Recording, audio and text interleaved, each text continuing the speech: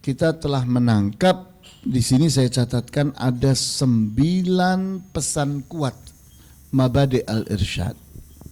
Dari ke-9 pesan kuat ini antum bisa simpulkan memang al-Irsyad itu adalah organisasi salafi, organisasi sunnah. Antum lihat yang pertama. Yang pertama adalah menjunjung tinggi akidah tauhid. Yang kedua, menegakkan as-sunnah dan menentang bid'ah. Yang ketiga, memperjuangkan pemurnian ajaran Islam sesuai dengan Al-Quran dan As-Sunnah serta selaras dengan pemahaman As-Salafus Salih. Yang keempat, mengajak orang agar beriman dan bertakwa kepada Allah Ta'ala. Yang kelima, mengamalkan akhlak yang mulia dan adab yang bersahaja. Yang keenam, menyatukan muslimin dalam ukhuwah Islamiyah dan berinteraksi dengan sesama umat manusia dengan sikap al-ihsan. Yang ketujuh, meyakini kewajiban menuntut ilmu yang bermanfaat dan menganggap haram sikap taklid buta. Jadi haramnya taklid buta itu ada dasarnya. Ya, antum membaca surat Al-Isra ayat 36. Surat Al-Isra surat 17 ayat 36. Wala taqfu ma laysa laka bihi ilmun. Innas sam'a wal basara wal fuada kullu ulaika kana anhu mas'ula. Wala taqfu, dan janganlah engkau ikuti. Nah ini Allah mengharamkan ikut-ikutan. Taklid itu Allah haramkan. Wala taqfu, dan jangan engkau ikuti. Ma laisa laka bihi ilmun, sesuatu yang engkau tidak berilmu tentangnya. Jadi Allah haramkan taklid buta itu. Kemudian Allah ingatkan manusia. Kenapa manusia itu diberi alat-alat belajar supaya berilmu? Inna sam'a, sesungguhnya telinga alat belajar. Wal basara, mata alat belajar. Wal fuad, akal fikiran alat belajar. Kullu ulaika, ketiga-tiganya, kana anhu, tentang ilmu, mas'ula, dia bertanggung jawab. Jadi mata, telinga, dan akal fikiran bertanggung jawab, akan ditanya oleh Allah di hari kiamat nanti. Engkau wahai mata digunakan untuk menuntut ilmu atau tidak? Engkau wahai telinga digunakan untuk mendengar ilmu atau tidak? Engkau wahai akal fikiran digunakan untuk menuntut ilmu atau tidak? Karena itu unsur utama kenapa ketiga-tiganya ada. Ketiga-tiganya ada, silahkan buat melihat yang lain, mendengar yang lain, memahami yang lain, silahkan. Tapi intinya, utamanya adalah untuk menuntut ilmu. Jadi kita lihat di sini bahwa inilah Mabadi' al-Irsyad. Saya ingin kita langsung saja kepada strategi perhimpunan Al-Irsyad. Ini antum lihat ada lingkaran di tengah. Ini loh, pendidikan dan dakwah. Pendidikan dan dakwah itulah yang akan menjadi tema kita, yang menjadi inti perjuangan kita. Sedangkan majelis-majelis yang lain, yaitu sosial ekonomi, fatwa, hubungan luar negeri, organisasi dan kaderisasi, wakaf dan yayasan, wanita dan putri, ini semua adalah sesuatu yang melingkari pendidikan dan dakwah, mendukung dan menguatkan pendidikan dan dakwah. Jadi yang lainnya itu, yang 6 yang lainnya itu bukan inti, tapi pendukung. Sehingga tidak boleh ke-6 itu mengorbankan pendidikan dan dakwah. Yang justru harus terjadi adalah keenam-enamnya mendukung pendidikan dan dakwah. Jadi ini strategi Perhimpunan Al-Irsyad. Kemudian sekarang muncul pertanyaan, apakah Perhimpunan Al-Irsyad berpolitik? Nah, maka berpolitik itu harus kita dudukkan dulu. Apa yang dimaksud dengan berpolitik itu? Berpolitik adalah sikap dalam menyiasati kekuasaan. Itu makna dari berpolitik. Pengertian berpolitik adalah berinteraksi sosial dengan para pemuka masyarakat dan pemangku kebijakan dalam rangka memperhatikan situasi dan kondisi yang sedang berlangsung di masyarakat agar tidak bertentangan dengan syariat Islam. Itu berpolitik. Kalau itu yang dimaksudkan, ya Perhimpunan Al-Irsyad berpolitik. Namun di saat pengertiannya adalah berpolitik praktis, nah itu lain lagi. Ada tambahan kata praktis, di mana berpraktek politik, yaitu menjadi politisi. yakni dia menjadi seorang yang profesinya adalah politikus.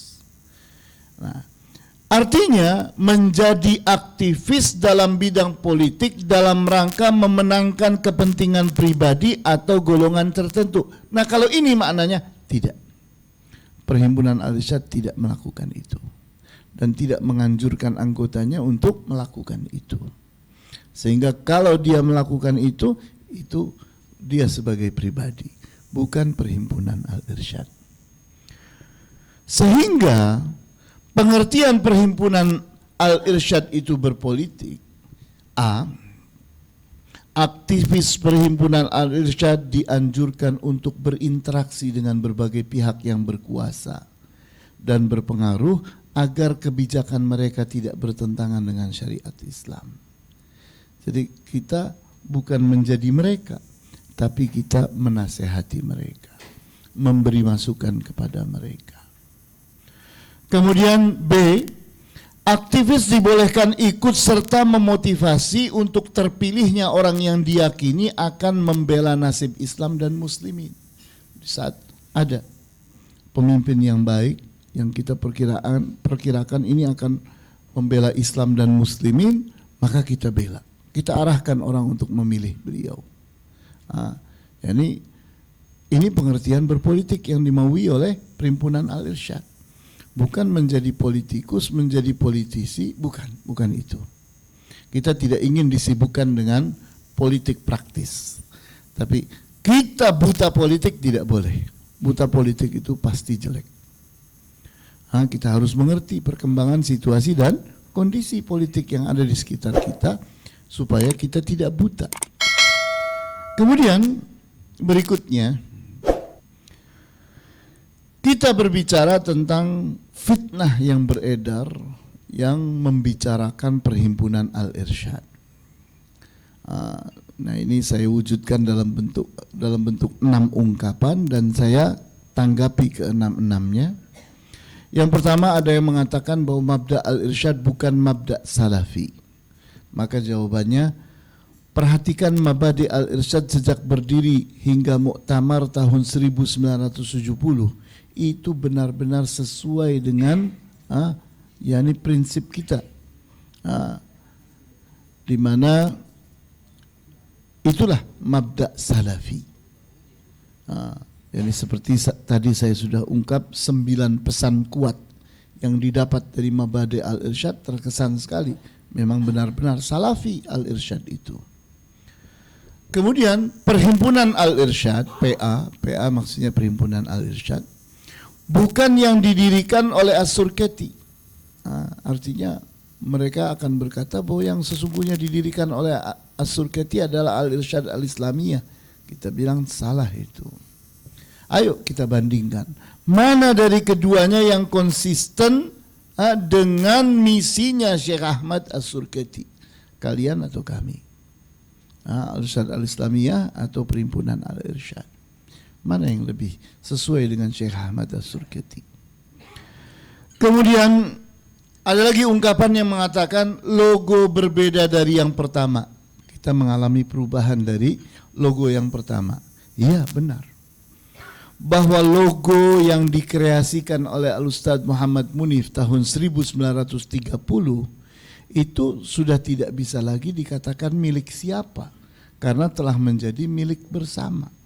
Jadi kalau ada orang mengaku-aku itu adalah milik kami, oh, akan digugat oleh yang lain. Bohong engkau. Mana yang lebih tua, engkau atau logo ini? Karena logo ini telah lahir sebelum engkau lahir. Jangan mengaku-aku, karena tidak boleh ada orang yang mengaku dia yang memiliki logo itu. Oleh karena itu, Perhimpunan Al-Irsyad membuat logo yang berbeda sedikit. Apa yang kita lakukan perbedaan itu? Kita buang unsur api dan unsur sisir. Kita buang. Kenapa kok apinya dibuang? Kita ingin bebaskan yakni kesan adanya api yang diagung-agungkan, karena ini sikap majusiah. Kita tidak ingin ada api. Yang kedua, unsur sisir. Sisir itu kalau kita perhatikan dalilnya adalah hadis. Rasulullah SAW mengatakan annasu sawasiyatun ka asnanil musti, bahwa para manusia itu sama seperti gigi-giginya sisir. Tapi kalau kita periksa hadis itu bukan hadis, ternyata itu hadis yang mungkar, periwayatannya tidak benar, maka kita tolak. Oleh karena itu kita buang sisir. Adapun manusia di hadapan Al-Quran itu bisa lebih mulia. Karena apa? Karena ilmu, iman, dan takwa.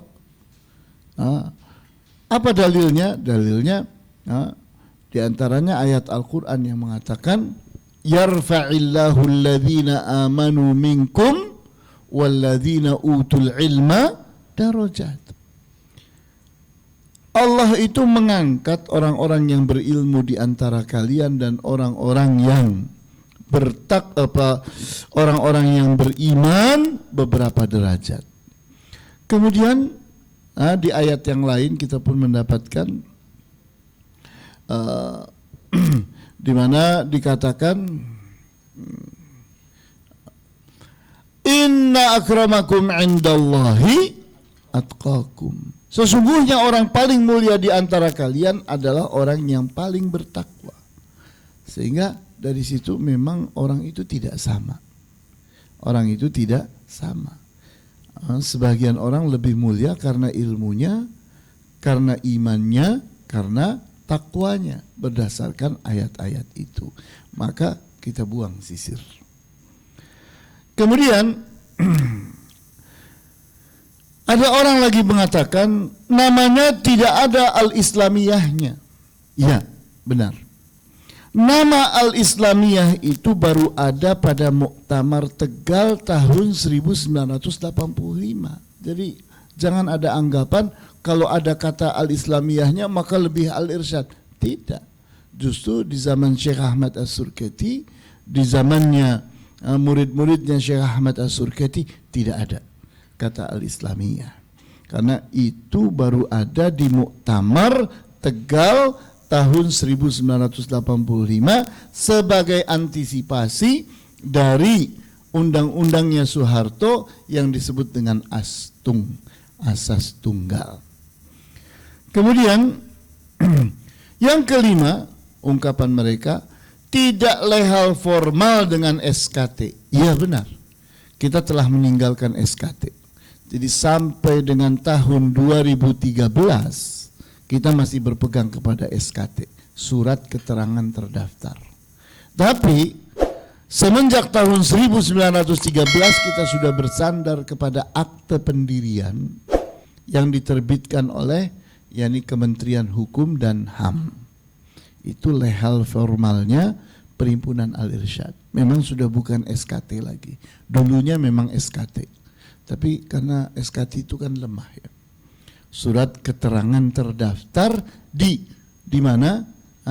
Di dinas Antum bisa saja daftar sekarang, mendaftarkan ormas antum atau yayasan antum ke Kesbangpol, maka keluarlah SKT, surat keterangan terdaftar. Tapi umurnya cuma 5 tahun, harus diperbaharui terus. Tapi kalau perhimpunan Al-Irsyad tidak sekedar itu, dia berdiri di atas akte pendirian berbadan hukum yang diterbitkan oleh Depkumham, Departemen Hukum dan HAM. Kemudian ada lagi ungkapan yang lain, fitnah lagi yang lain, bahwa perhimpunan Al-Irsyad akan merebut aset-aset Al-Irsyad. Maka kita jawab, perhimpunan Al-Irsyad tidak pernah memiliki aset apapun.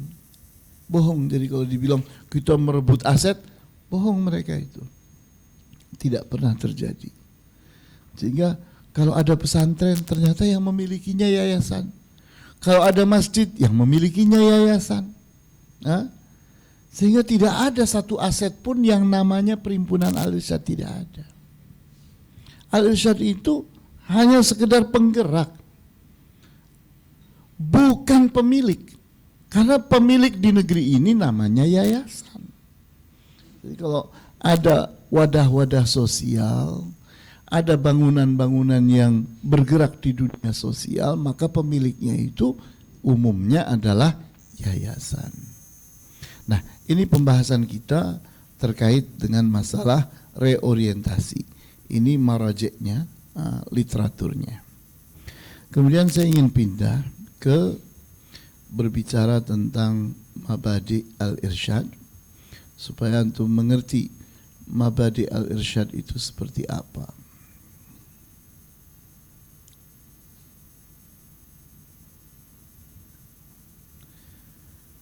Ya.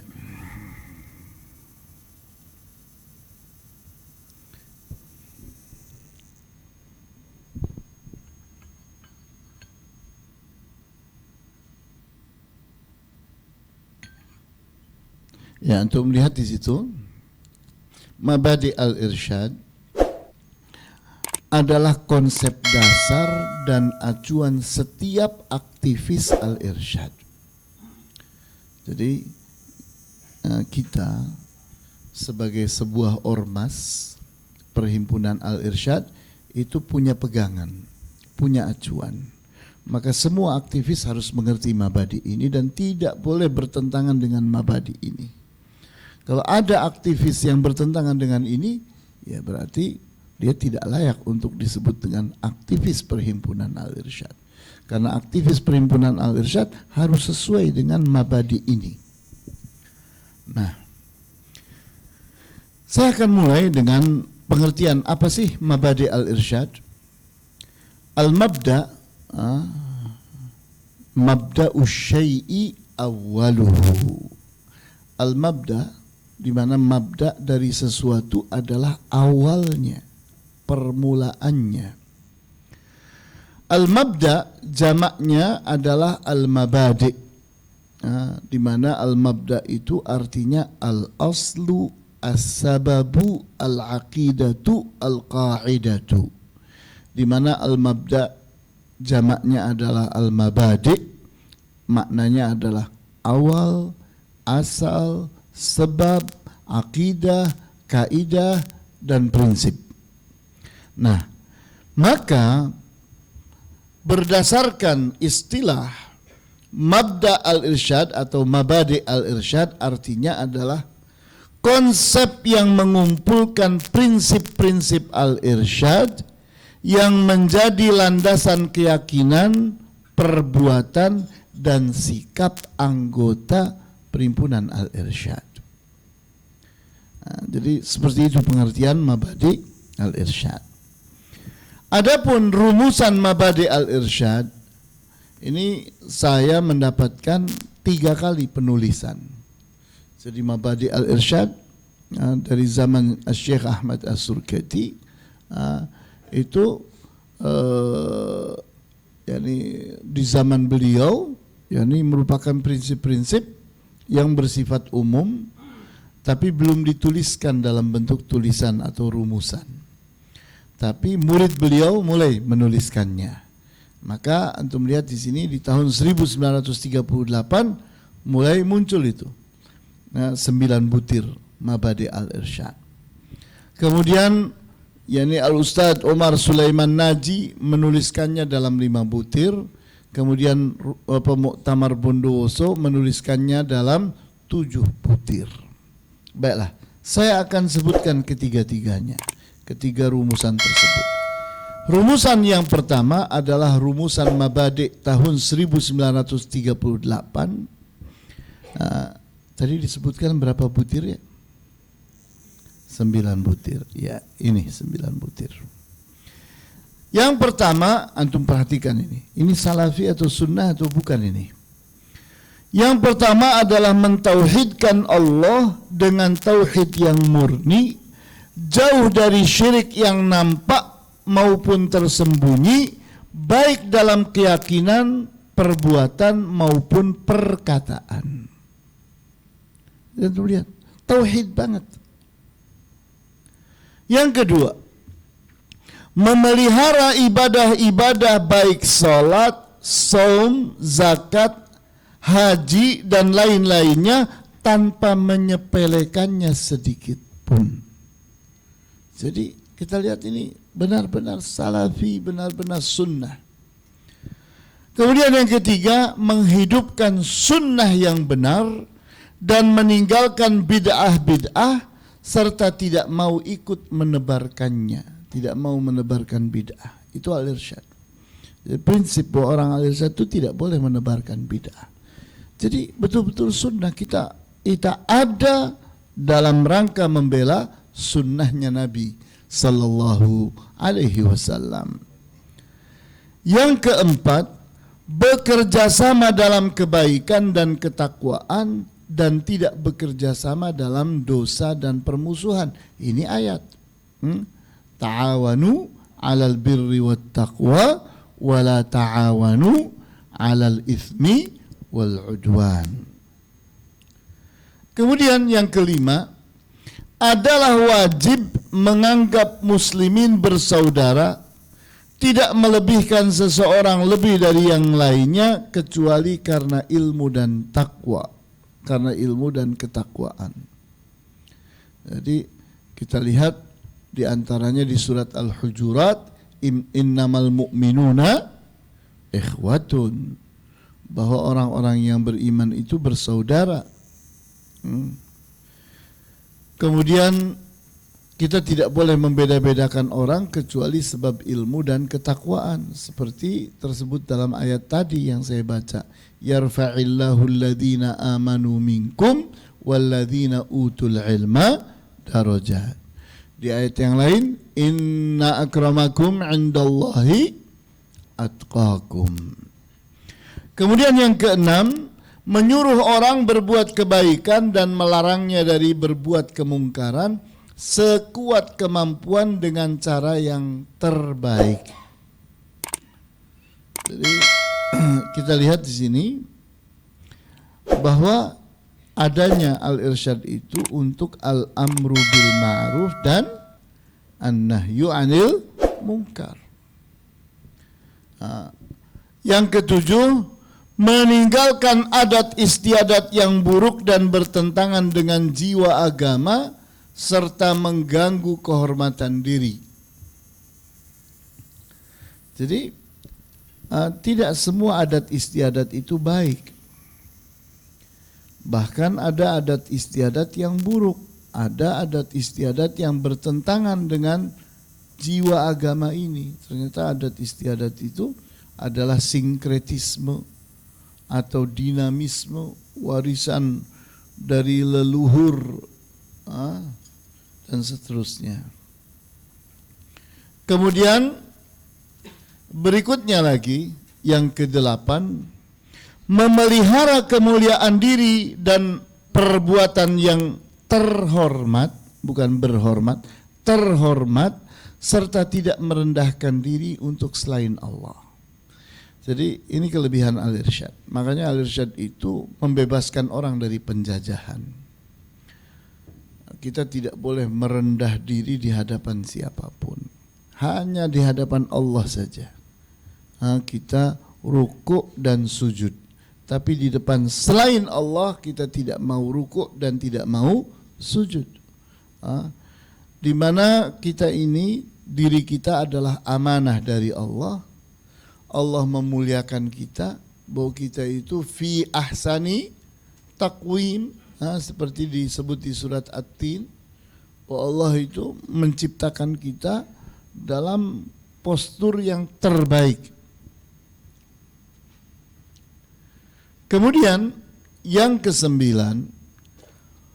memelihara akhlak Islami yang intinya adalah cintailah saudaramu seperti engkau mencintai dirimu sendiri.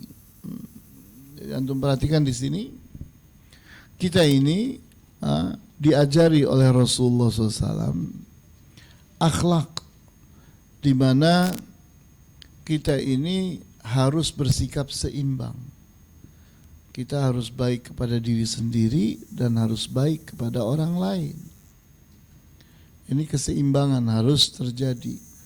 Jangan egois kalau kita perhatiannya kepada diri sendiri, keluar diri kita ternyata tidak demikian. Ya. Baiklah, sebelum saya masuk ke rumusan berikutnya, silakan barangkali ada pertanyaan. Saya ingin menyimpulkan rumusan ini satu persatu.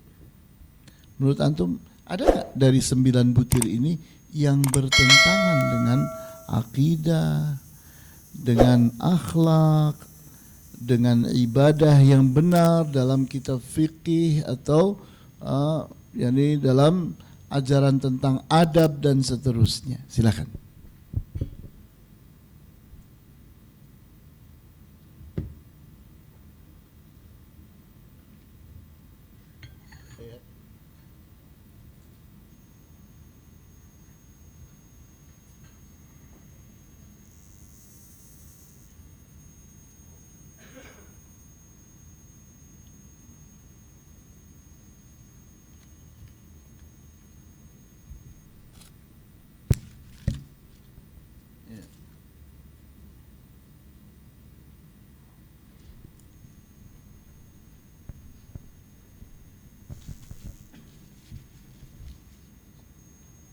Ada komentar?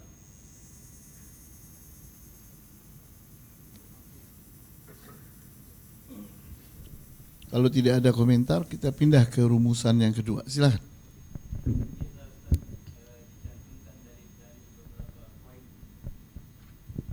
Oh, ini memang saya sebutkan apa adanya. Aslinya berbahasa Arab ini. Jadi kalau saya kutipkan satu persatu, kemudian dengan dalilnya jadi panjang. Tapi di buku sejarahnya Ustadz Syafiq ada itu. Ada. Di bukunya Ustadz Syafiq ada ini. Baiklah. Kalau gitu kita masuk ke rumusan yang kedua. Rumusan yang kedua ini, ringkas saja satu slide. 5 butir. Yang ditulis oleh muridnya Syekh Ahmad As-Surkati, yaitu Al-Ustadz Omar Sulaiman Naji. Yang pertama, mentauhidkan Allah dengan tauhid yang bersih dari noda-noda syirik, mengikhlaskan ibadah kepada Allah dan meminta bantuan hanya kepada Allah dalam setiap perkara. Dan untuk melihat ini betul-betul tauhid murni. Yang kedua, merealisasikan kebebasan dan persamaan di antara muslimin dan berhukum kepada Al-Quran, As-Sunnah, pemahaman para imam yang terpandang dan sejarah hidup as-salafus salih dalam menghadapi perbedaan pendapat. Antum bayangkan ini. Kalau di sini malah disebutkan salafinya itu disebutkan, di mana kita perlu memandang kepada sejarah hidupnya para ulama as-salafus salih. Jadi betul-betul ini al-irsyad. Al-irsyad itu betul-betul sunnah, betul-betul salafi.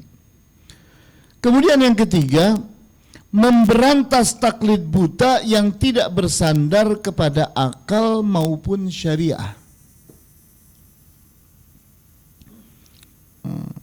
Kemudian yang keempat, menebarkan ilmu dan pengetahuan yang didapat dari bangsa Arab dan ajaran Islam serta menebarkan akhlak yang diridhoi.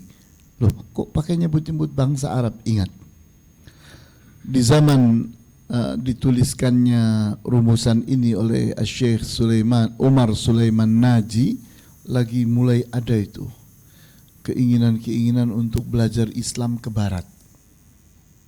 Maka beliau mengantisipasi. Di antara kesalahannya H.M. Rashidi, antum tahu, beliau saat menjadi Menteri Agama pertama di Indonesia, beliau memberangkatkan Harun Nasution ke Amerika, ya, ke Kanada. Beliau ditegur oleh sahabat-sahabat beliau, ini berbahaya. Kenapa kok mengirim anak kita ke Kanada? Kata Prof.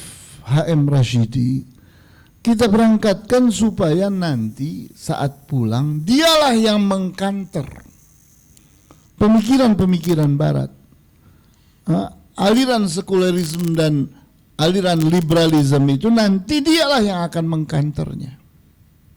Tapi apa yang terjadi?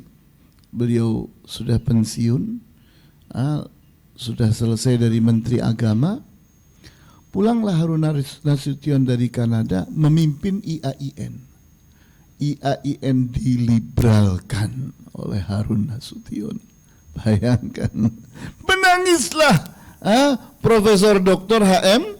Rashidi, menyesali kesalahannya. Dia menjerit-jerit, sudah tidak didengar lagi. Dia menjerit di Kementerian Agama, tidak didengar. Dia menjerit di IAIN yang beliau dirikan, itu juga tidak didengar. Ini hasilnya. Jadi kita lihat di sini, jangan heran kalau muridnya Syekh Ahmad As-Surkati sampai punya ungkapan begini, menebarkan ilmu dan pengetahuan yang didapat dari bangsa Arab. Artinya kita kalau belajar ilmu itu harus dari ulama yang berbahasa Arab, karena Al-Quran itu berbahasa Arab, Al-Hadis itu berbahasa Arab, tafsir Al-Quran itu haruslah dari orang yang mengerti bahasa Arab. Jangan sampai orang nggak ngerti bahasa Arab menafsirkan Al-Quran, menafsirkan Al-Hadis. Kemudian yang kelima, berusaha mempersatukan umat Islam dan bangsa Arab dalam persatuan yang dicintai dan diridhoi oleh Allah Subhanahu wa taala. Antum akan bilang, loh, pakai apa ini kaitannya bangsa Arab ini, umat Islam dan bangsa Arab? Karena waktu itu, yakni saat dituliskannya rumusan ini, PKI itu sudah mulai mengemuka seperti saat ini. Antum sekarang mulai merasakan lagi betapa bencinya PKI itu kepada bangsa Arab. Karena di mata mereka bahwa bangsa Arab itu simbol Islam. Nah ini, makanya rumusan ini lahir. Lahir sesuai dengan kondisi yang terjadi pada saat itu. Kemudian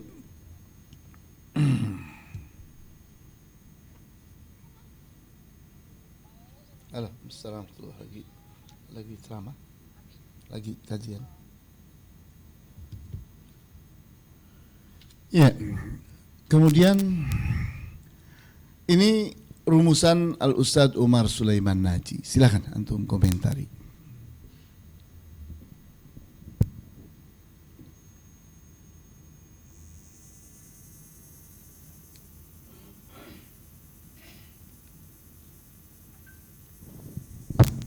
Nampaknya tidak ada. Kalau tidak ada, saya masuk ke rumusan yang ketiga. Iya, baiklah.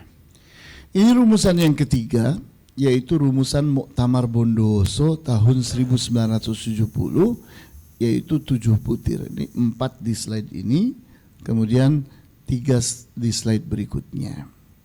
Nah, kita ambil bahwa yang pertama dari rumusan Muktamar Bondowoso tahun 1970, ingat bahwa di tahun 1970 murid-murid Syekh Ahmad As-Surkati masih banyak yang hidup. Tapi setelah itu mereka berguguran satu persatu. Nah, yang pertama, memahami ajaran Islam dari Al-Quran dan Sunnah dan bertahkim kepada keduanya. Ini yang antum lihat. Yang kedua, beriman dengan akidah Islamiyah yang berdasarkan nas-nas kitab Al-Quran dan Sunnah yang sahih, terutama bertauhid kepada Allah yang bersih dari syirik, takhayul, dan khurafat. Kemudian yang ketiga, beribadat menurut tuntunan kitabullah dan sunnah rasulnya, bersih dari bid'ah. Yang keempat, berakhlak dengan adab susila yang luhur, moral dan etik Islam, serta menjauhi adat istiadat, moral dan etik yang bertentangan dengan Islam. Kemudian yang kelima, memperluas dan memperdalam ilmu pengetahuan untuk kesejahteraan duniawi dan ukhrawi yang diridhai Allah Subhanahu wa ta'ala. Kemudian yang keenam, meningkatkan kehidupan dan pengetahuan duniawi, pribadi dan masyarakat selama tidak diharamkan oleh Islam dengan nas. Jadi tidak boleh bertentangan dengan nas ayat Al-Quran atau hadis Nabi, serta mengambil faedah dari segala alat dan cara teknis. Jadi kita boleh belajar dari siapa saja kalau itu hanya sekedar alat, kalau sekedar cara, metode. Jadi kalau sekedar tools dan kita boleh belajar dari barat. Sepeda motor antum buatan Jepang, mobil antum buatan Korea, komputer antum bikinan Cina. Lah memang apa masalahnya? Itu kan sekedar tools, itu sekedar yakni alat. Kemudian antum yakni mengimpor metode-metode, terutama dalam hal sains dan teknologi. Dari mana? Dari mereka. Di Al-Irsyad tidak dimasalahkan itu, karena itu kan alat dan cara teknis. Kemudian organisasi dan administrasi modern, kita pun belajar manajemen dan sebagainya dari mereka, karena itu semua adalah tools, alat. Itu semua adalah metode, bukan prinsip. Begitu prinsip, bertentangan dengan Islam, harus kita buang. Di mana itu semua bermanfaat bagi pribadi, umat, baik material, moral, dan spiritual.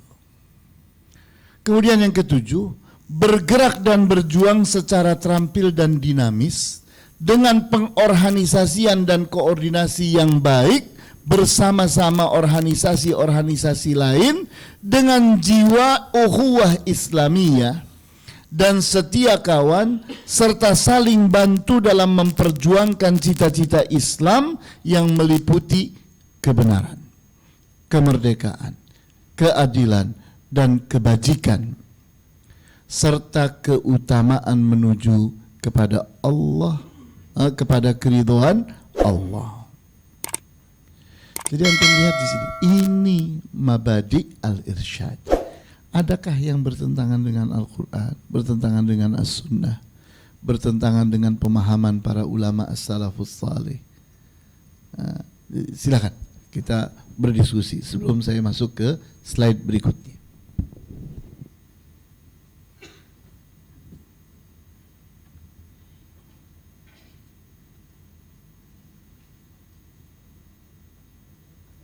Ya, silakan. Ini ada mikrofon.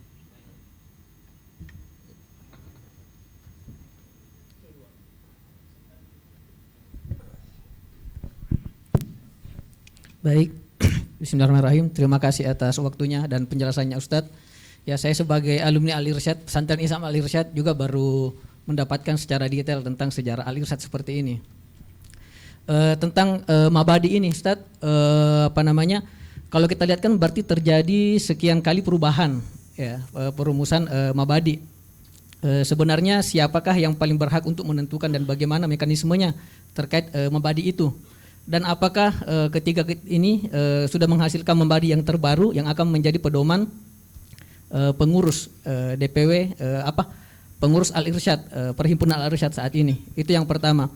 Yang kedua, mohon dikoreksi juga Ustadz, kalau kita lihat dari 3 tadi itu, 3 kali perubahan dari 9, 5, kemudian 7, itu tidak ada yang menyinggung hubungan itu rata-rata antara hubungan sesama umat Islam dan organisasi. Yang terakhir itu kan lebih dirincikan lagi dengan organisasi, hubungan Al-Irsyad dengan organisasi yang lain. Tetapi di situ tidak, saya belum melihat ada yang berhubungan antar Al-Irsyad itu dengan manusia secara umum dalam artian non-Islam. Ya. Kemudian sekarang kan itu yang diagungkan oleh salah satu ormas yang lagi di Indonesia, bahkan ikut mengamankan perayaan hari besar umat lain. Kalau di Al-Irsyad itu belum ada saya lihat, atau bagaimana, mohon dikoreksi. Saya kira mungkin Ustaz pertanyaannya. Jadi adanya mabadi Al-Irsyad seperti tadi sudah kita bahas, yaitu ini loh pesan kuat mabadi Al-Irsyad, baik di rumusan pertama, di rumusan kedua, di rumusan ketiga, bahwa ini loh pesan kuatnya adalah ini. Sehingga kalau nanti ada kebutuhan-kebutuhan berikutnya, itu tidak boleh bertentangan dengan ini. Artinya kita kalau ingin menuangkan semua hal, ya berarti sama dengan ingin menuangkan ajaran Islam. Ya ini semua sudah terjawab di dalam Al-Quran, semua sudah terjawab di dalam Al-Hadis. Tapi kita hanya menuangkan hal-hal yang harus jadi prinsip. Tapi hal-hal yang sudah jelas, yakni hal-hal yang sudah tidak diperkarakan lagi, itu tidak masuk di sini. Karena dianggap itu sudah clear. Tapi hal-hal yang krusial, hal-hal yang orang tidak boleh keluar karena ini real, norma yang tidak boleh orang keluar daripadanya, seperti antum bilang, seperti regulasi. Antum bikin yakni kerjasama, regulasinya seperti apa? Antum misalnya membuat sebuah sistem, antum sebutkan regulasinya begini. Kalau antum yakni manualnya ini dipenuhi, alat antum ini akan awet. Sistem antum itu akan bagus. Kerjasama kita akan rapi kalau ininya dipegangi. Tapi apakah semua hal harus dituliskan? Waduh, bukunya akan sebesar apa nanti kalau semua hal harus dituliskan? Jadi hal-hal yang krusial, hal-hal yang memang kalau tidak dituliskan ini akan menimbulkan kericuhan. Adapun menanggapi dengan adanya Natalan dan sebagainya, sesungguhnya kalau kita itu ikut yakni dalam hal ini, antum perhatikan, bertentangankah Natalan itu yakni dengan mabadi ini? Pasti bertentangan, ya kan? Antum lihat aja, yakni menjunjung tinggi akidah tauhid. Natalan itu bertentangan dengan akidah tauhid atau tidak? Bertentangan, harus dibuang. Jadi dengan butir yang pertama saja dia sudah gugur. Walaupun tidak tertulis secara nas tidak boleh Natalan, karena itu kan parsial banget, detail banget, teknis banget. Padahal yang di sini bukan hal-hal teknis, tapi hal prinsip, pedoman yang besar, garis besarnya, tidak hal yang teknis-teknis sekali. Kalau semua hal teknis itu ditulis, ya jadinya buku lagi nih, bukan mabadi begitu. Ya silakan.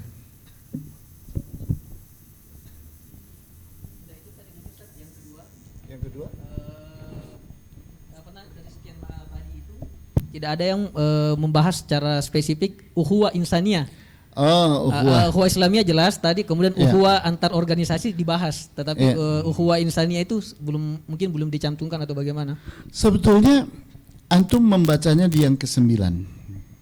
Menjadikan organisasi sebagai alat perjuangan dan kerjasama. dalam membela kebenaran, kemerdekaan, keadilan dan kebajikan. Jadi masa nggak boleh kita kerjasama dengan orang Barat? Boleh apa nggak? Selagi tidak menggugurkan, tidak merusak akidah kita, tidak merusak akhlak kita, tidak merusak ibadah kita, tidak merusak tatanan muamalah Islamiyah, silahkan lakukan. Buktinya Rasulullah SAW bertransaksi dengan orang Yahudi atau tidak? Bertransaksi sampai akhir hayat beliau, kan begitu. Jadi sesungguhnya secara teknis memang tidak tertulis, tapi secara prinsip ada.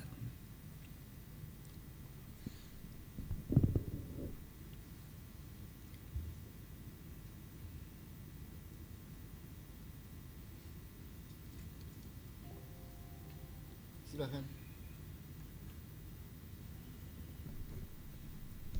Yang lain mungkin ada yang butuh ditanyakan.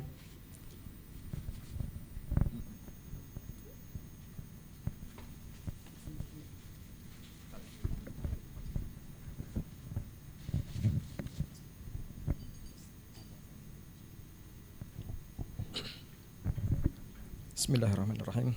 Assalamualaikum warahmatullahi taala wabarakatuh. Terima kasih Ustaz atas kesempatan diberikan. Yang ini Ustaz, kebetulan kami ini salah satu bagian gitu ya dari mungkin dari usaha pengembangan ilmu pengetahuan Ustaz. Jadi begini, ada beberapa usaha kami begitu memang yang bersentuhan langsung mungkin dengan akidah, mungkin begitu Ustaz.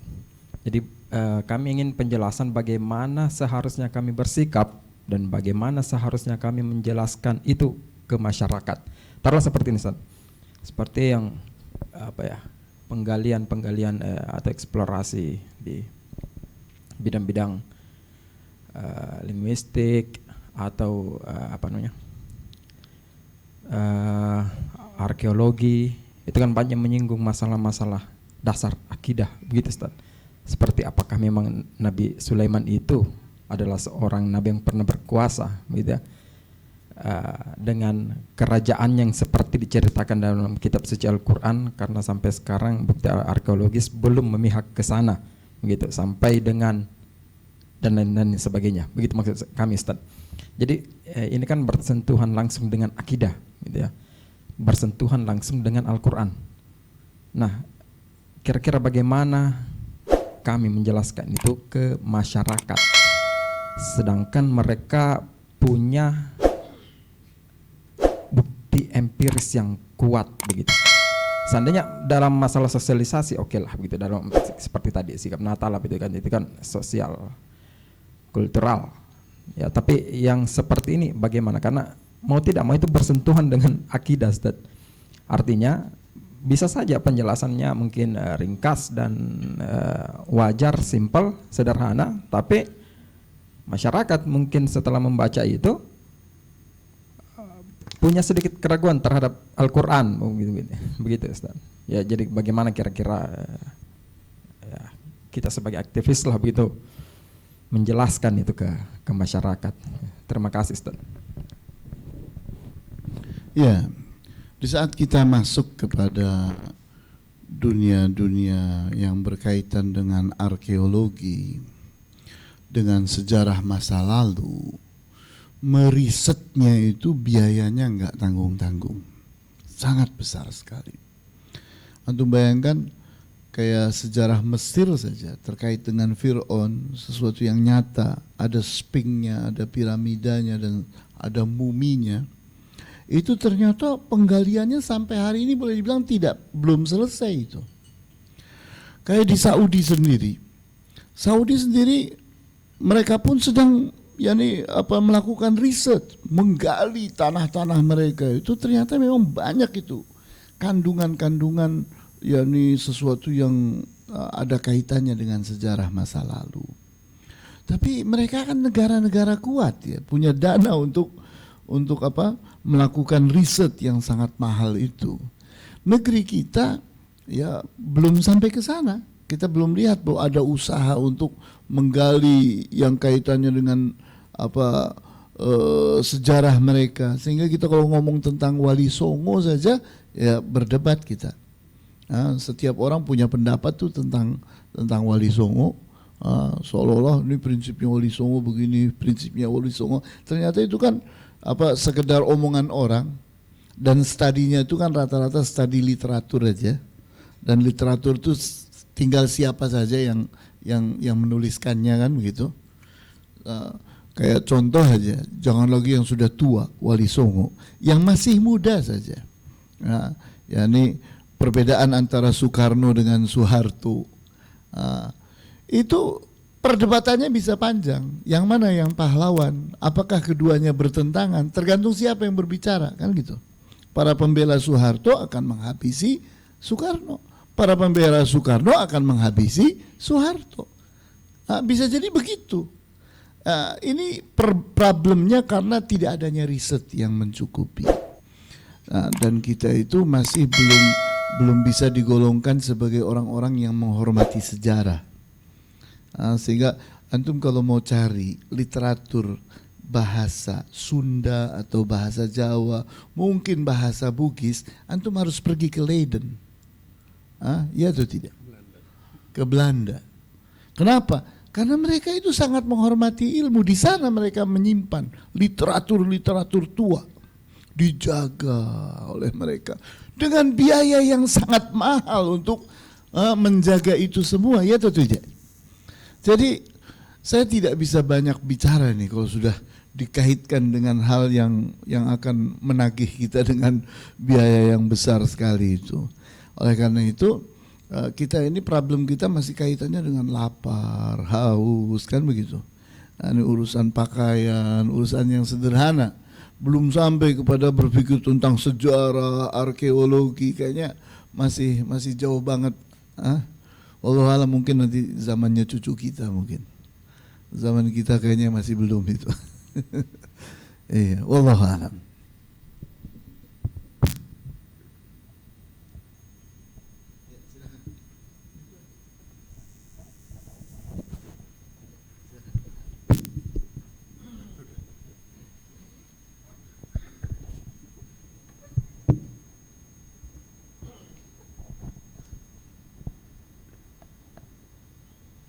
Bismillah, terima kasih atas kesempatan yang diberikan.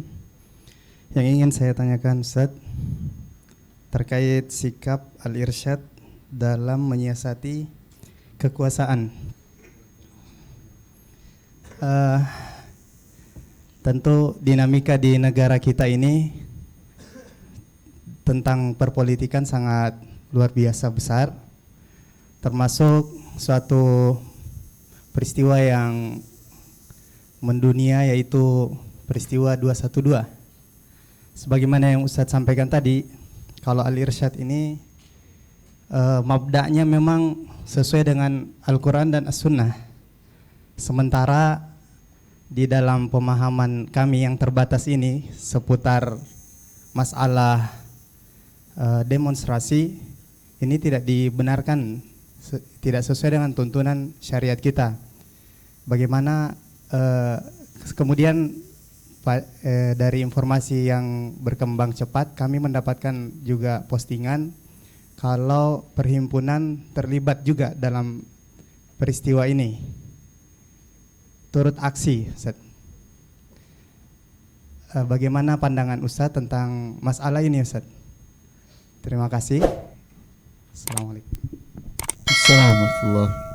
Ya, berkaitan dengan metode ya, ini kan cara menasehati penguasa. Bagaimana cara menasehati penguasa? Tujuan akhirnya adalah perubahan. Ini kenapa kamu harus menasehati? Ya supaya dia menjadi baik, supaya salahnya berubah menjadi kebenaran, kan begitu. Target itu harus diusahakan dengan metode dan alat yang benar-benar akan mengarah ke sana. Dalam prinsip para ulama as-salafus salih, bahwa kita itu harus benar-benar berhati-hati terhadap fitnah. Di mana di dalam prinsip kaidah-kaidah yang dibangun oleh para ulama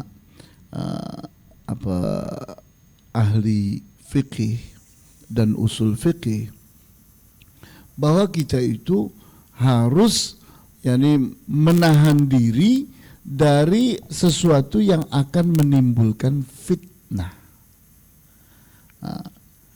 Di mana contohnya terkait dengan penguasa. Penguasa itu secara elegan semestinya didatangi oleh para ulama. Didatangi istananya, dinasehati langsung oleh para pemuka masyarakat, oleh para ulama, sehingga disampaikan dengan akhlak yang mulia, dengan adab, kemudian dengan kata-kata yang ilmiah, dengan ungkapan-ungkapan yang bisa dipertanggungjawabkan, sehingga sampailah kebenaran itu secara persis. Nah, ini yang dimaui oleh manhaj. Jadi kalau itu yang dimaukan dengan merubah penguasa, maka kita hormat. Jadi antum, ayo Perhimpunan Al-Irsyad, kita berangkat menemui presiden. Saya siap. Tapi kalau yang dimaksud itu demo, turun ke jalan, jerit-jerit, kemudian yang berbicara adalah orang-orang yang tidak berilmu, yang jauh dari ilmu, bahkan kata-kata yang keluar pun bisa jadi kata-kata yang emosional, yang sulit untuk dipertanggungjawabkan, yang nanti ujung-ujungnya adalah perkataan orang atau oknum dan sebagainya, bukan kata-kata yang bisa dipertanggungjawabkan. Maka tidak benar kalau Perhimpunan Al-Irsyad pernah turun ke jalan, berdemo, bergabung. Tapi kalau antum bicara Perhimpunan Al-Irsyad pernah buka pos, buka pos untuk menyediakan nasi bungkus, kemudian air minum, air gelas, air dalam kemasan itu untuk para demonstran. Iya, di depan kantor kami di Keramat Raya, memang iya, kita siapkan itu, kita siapkan nasi bungkus untuk mereka. Untuk apa? Untuk ini loh ungkapan simpati kita kepada orang yang sesungguhnya berbeda cara dengan kita, berbeda pendapat dengan kita, bahwa mereka punya niatan yang baik yang mesti kita dukung. Hanya saja caranya bukan itu menurut kita, bukan itu caranya yang benar. Tapi kita hormati, karena mereka umat Islam, punya tujuan yang baik, kita hormati. Kita beri nasi bungkus karena mereka juga lapar, mereka juga haus, kita beri air minum, bentuk dukungan kita. Tapi apakah kita bergabung bersama mereka? Tidak akan ada. Antum boleh bicara Perhimpunan Al-Irsyad ikut turun di 212, nggak akan ada buktinya. Tidak akan ada. Karena memang kita tidak terlibat. Nah, jadi ini masalah sederhana yang kita harus saling menghormati. Kita harus saling menghargai. Karena itu masalah metode saja, masalah cara. Masalah bagaimana kita berpendapat. Silakan. Ada lagi? Ya. Apa itu tidak termasuk sikap mendukung? Mendukung siapa? Mendukung kebolehan berdemonstrasi. Oh, ya itu sih tafsir lah. Orang namanya tafsir, silahkan saja. Kalau ana senyum sama antum sekarang ini, apakah mendukung pendapat antum sekarang ini? Kalau kemudian ana ambilin teh, terus ana berikan kepada antum, menghormati antum. Kalau ada pendeta datang ke rumah ana suguhi teh, pisang goreng, ana mendukung pendeta?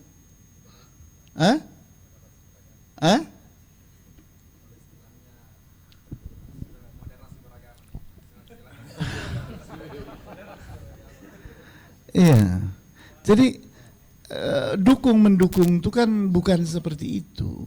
Dukung-mendukung itu kalau sudah saya mengungkapkan sebagai ketua umum, mengungkapkan, ya saya bersimpati kepada Anda, saya membenarkan apa yang Anda lakukan, itu namanya mendukung.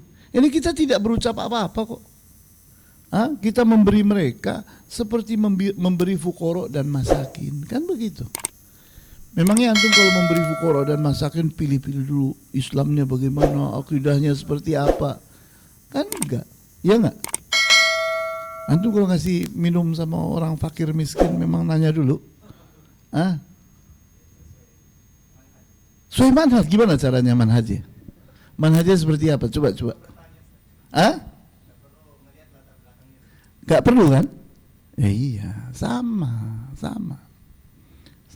Kita di zaman Rasulullah pun, Rasulullah SAW begitu hormatnya kepada orang Yahudi.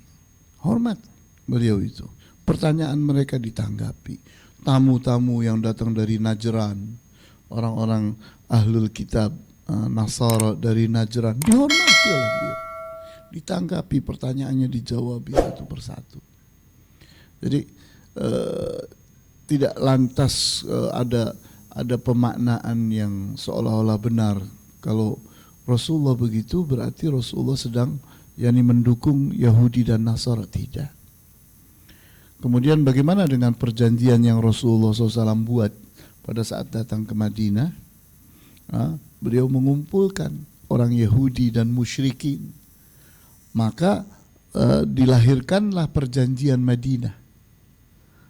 Perjanjian Madinah bersepakat bahwa mereka saling tolong menolong, saling melindungi, dan sebagainya. Tertulis itu perjanjian Madinah itu. Antum tidak bisa memungkiri sejarah ini. Apakah ini artinya bahwa Rasulullah SAW membenarkan musyrikin, membenarkan orang Yahudi? Ya tidak juga.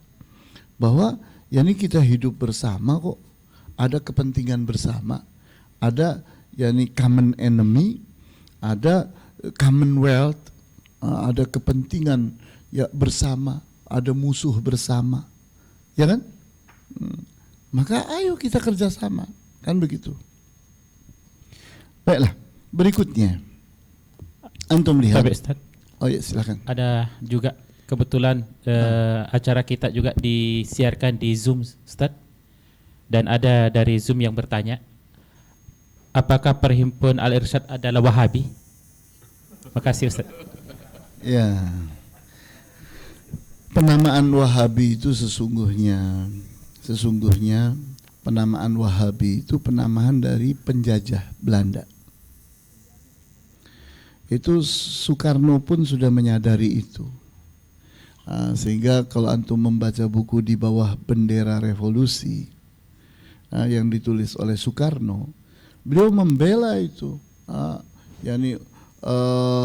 kebenaran ajaran tauhid, yang pemurnian tauhid yang dilakukan oleh Syekh Muhammad bin Abdul Wahab. Beliau membenarkan bahwa itulah ajaran Islam yang murni, tauhid yang murni. Itu Soekarno. Nah, kemudian beliau pun menyayangkan tentang penamaan Wahabi itu. Karena pada dasarnya Islam yang benar itu sudah ada sebelum lahirnya siapa? Syekh Muhammad bin Abdul Wahab. Kenapa kok kemudian seolah-olah Islam yang benar adalah Islamnya Syekh Muhammad bin Abdul Wahab? Tidak juga.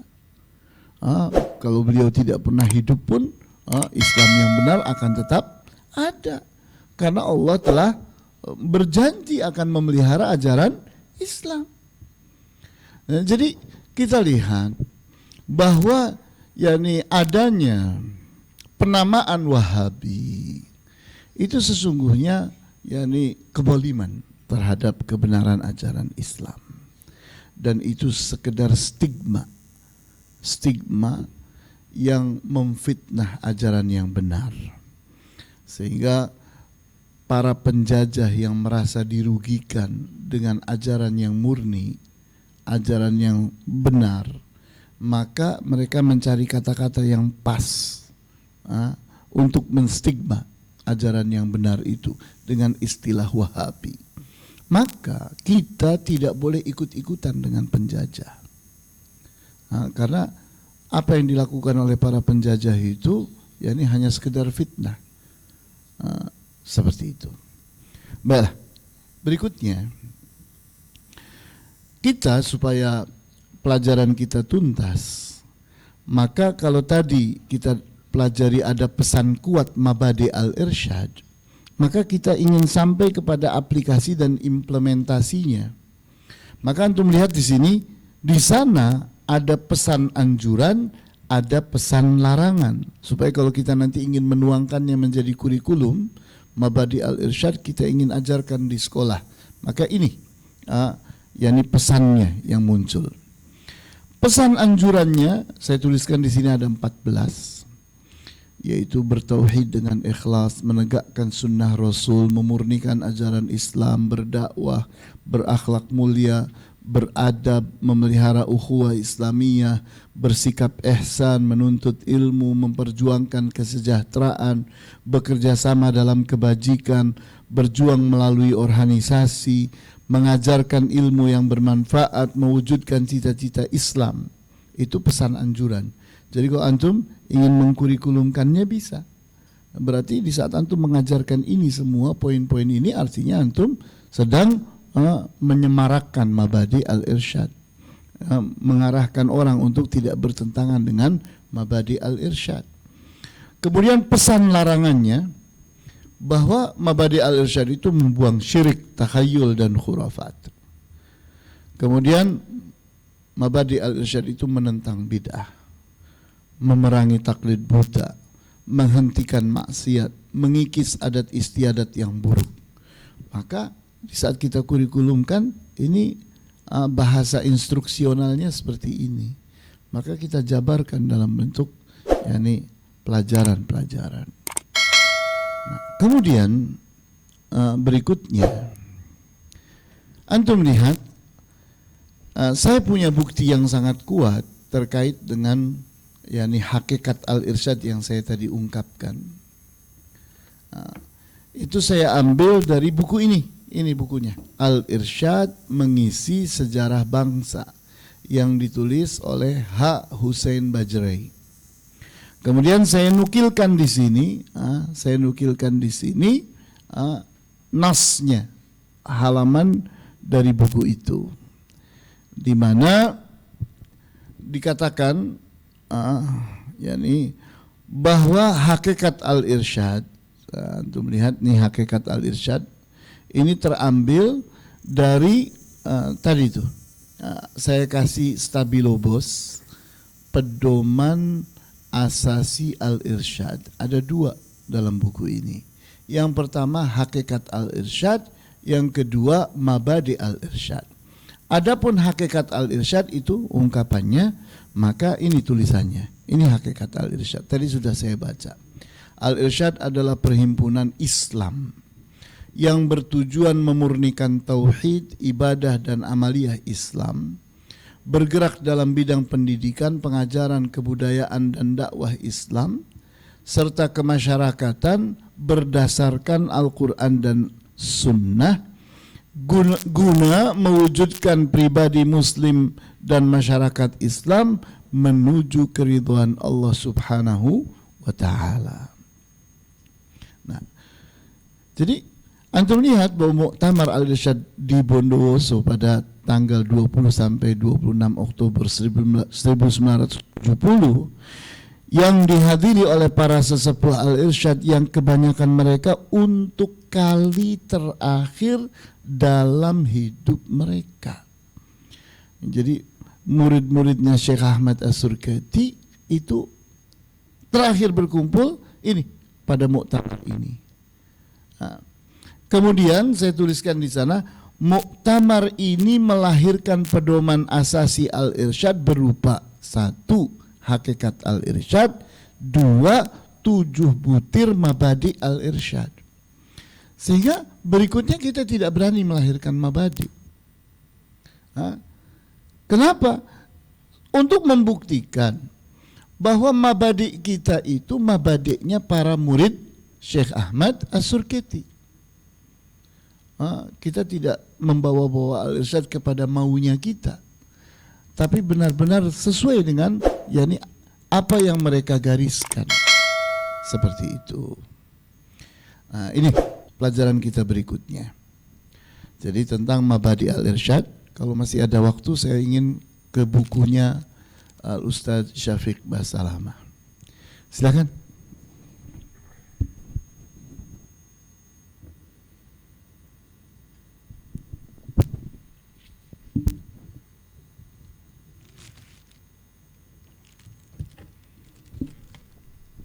Fadol teman-teman, kalau ada yang ingin ditanyakan, kita manfaatkan kesempatan yang langkah ini untuk diskusi terkait dengan mabadi al-irsyad. Jangan sampai Ustadz Yusuf datang jauh-jauh hanya datang untuk menceramahi antum. Bukan ini yang kita harapkan. Kita ingin ada diskusi yang lebih mendalam terkait dengan perhimpunan al-irsyad ini. Fadal, digunakan kesempatannya dengan baik. Silahkan ditanyakan apa saja yang masih menjadi masalah yang membutuhkan jawaban gitu, ditanyakan pada kesempatan ini.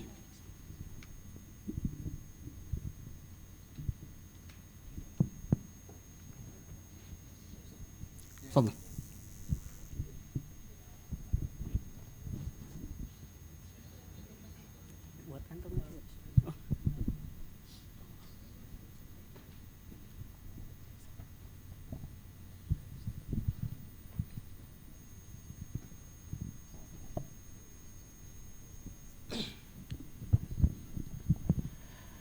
Bismillah, Assalamualaikum warahmatullahi wabarakatuh.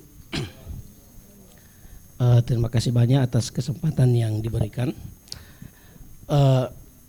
Setelah melihat sejarah dan mabadi yang ada, izinkan saya untuk sedikit memberikan tanggapan Ustadz.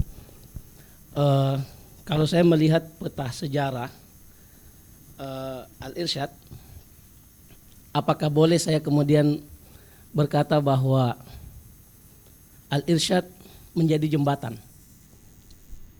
antara misalkan pergerakan sekarang antara Muhammadiyah dengan Salafi? Karena kita tidak bisa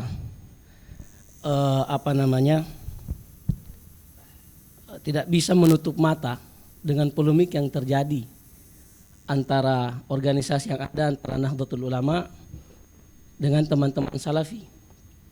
Apakah kemudian al-irsyad akan mendatangkan warna baru? Sebagaimana tadi sempat ada kata moderat dalam al-irsyad, sehingga kita bisa sebenarnya berjalan dengan semua organisasi yang ada sekarang antara Muhammadiyah dengan NU atau juga dengan teman-teman Salafi. Mungkin itu yang saya ingin tanyakan, Ustaz. Syukran.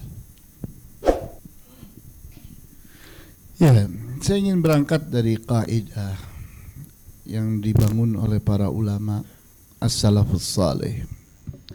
Mereka katakan bahwa dar'ul mafasidi muqaddamun ala jalbil masalihi. Dar'u itu menghindari. Al-mafasid itu mafsadah, artinya sesuatu yang buruk, sesuatu yang berbahaya, fitnah. Muqaddamun artinya diutamakan, lebih didahulukan. Ala dibandingkan dengan jalbil masalihi. Jalb itu artinya mendatangkan. Kalau tadi dar'u itu menghindarkan, kalau jalbu mendatangkan. Jalbil masalihi, al-masalihi itu hal-hal yang bermanfaat, hal-hal yang baik. Di mana kalau ada dua hal terjadi, kita misalnya dengan kawan-kawan kita, saudara-saudara kita orang NU misalnya, kita berbeda pendapat, maka saya di saat menasehati orang NU dengan menyalah-nyalahkan adat istiadat yang mereka lakukan, kemudian akan mendatangkan fitnah. Apa yang saya harus lakukan? Apakah saya lanjutkan? Padahal nanti sebentar lagi mereka akan marah, mereka akan ngambil batu, akan melempari rumah saya, ya kan?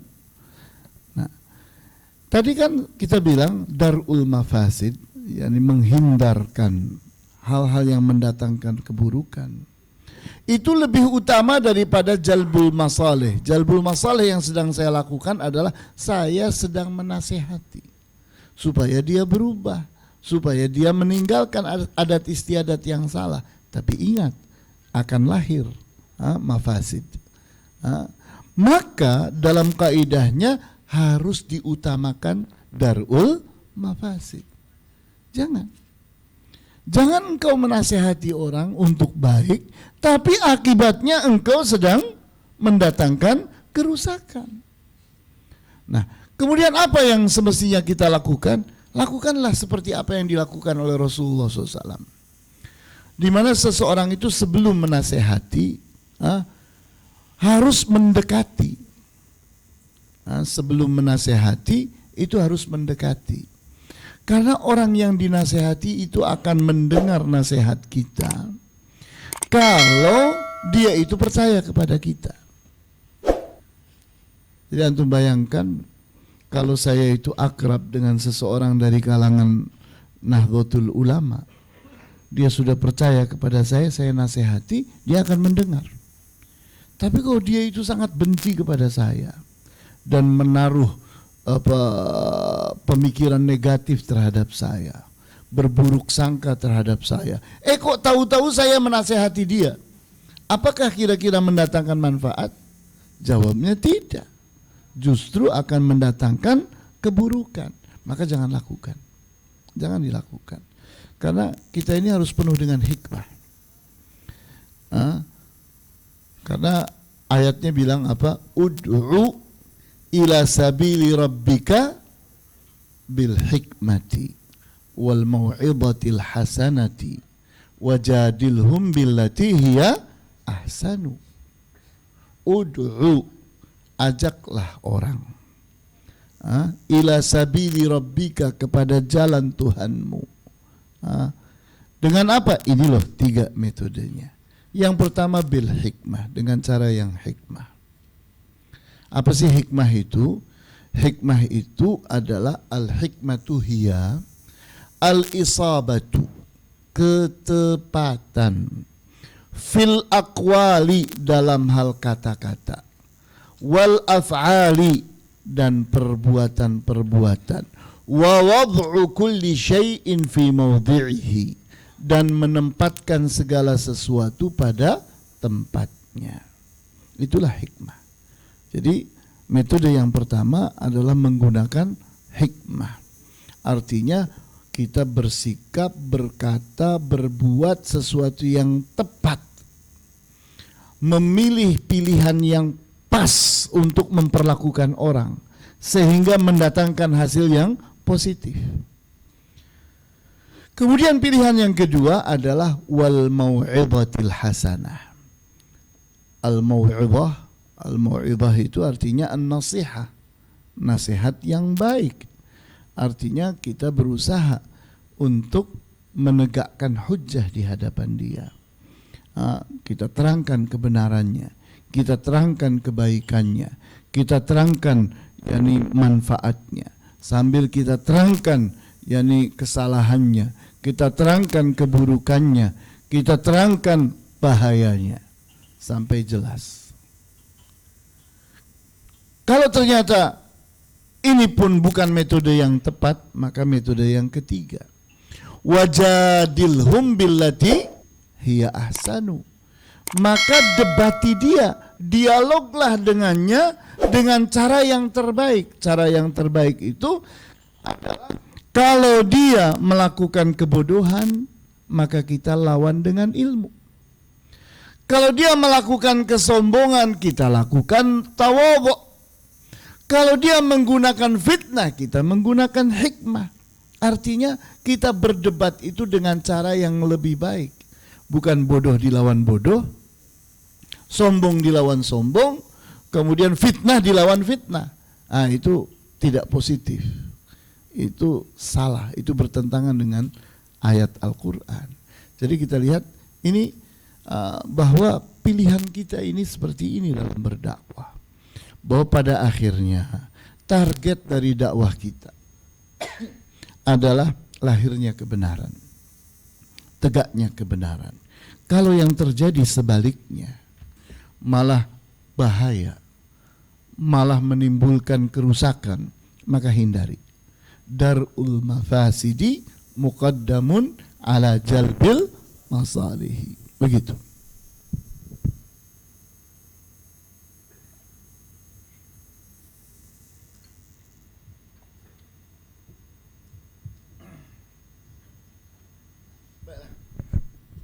Kalau tidak ada, saya ingin ke bukunya Ustadz Syafiq.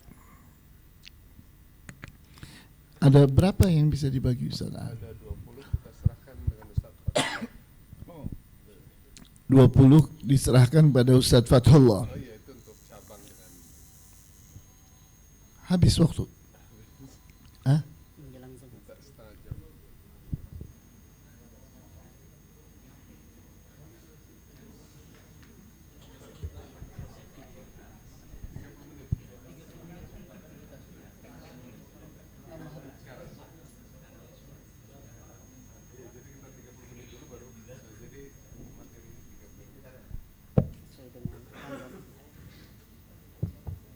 Ya kawan-kawan, mudah-mudahan bisa bersabar. Saya punya waktu 30 menit. Ya, sampai nanti kita sholat berjamaah.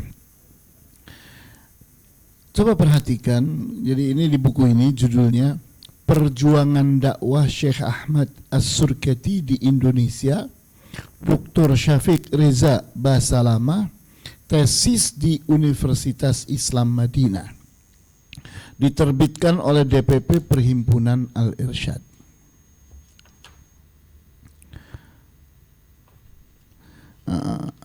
Jadi ini buku aslinya berbahasa. Judulnya begini. Juhudus Syekh Ahmad As-Surkati Al-Ansari fi da'wati ilallahi fi Indonesia. Itu judul asli tesisnya. Kemudian judul terjemahnya Perjuangan Dakwah Syekh Ahmad As-Surkati di Indonesia. Nah, jadi saya hanya ingin sedikit membedah buku ini untuk antum membaca sendiri. Silakan. Kita sudah berikan 20 buku kepada Ustadz Fathullah. Berbaik-baiklah dengan Ustadz Fathullah.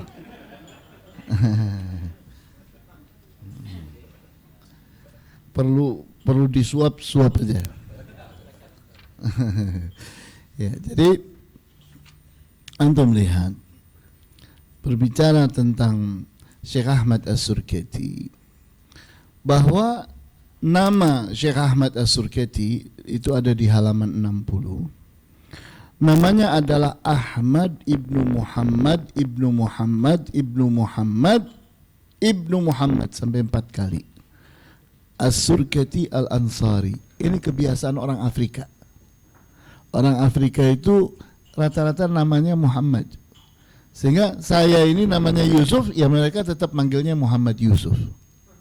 Nggak mau ada orang namanya bukan Muhammad. Itu fanatismenya orang Afrika kepada nama Muhammad. Jadi kalau ada sayembara, nama terbanyak di dunia itu apa? Ya nama Muhammad, pasti itu. Nama Muhammad itu jumlahnya bisa ratusan juta jumlahnya. Nah, ini nama yang lain itu kalah.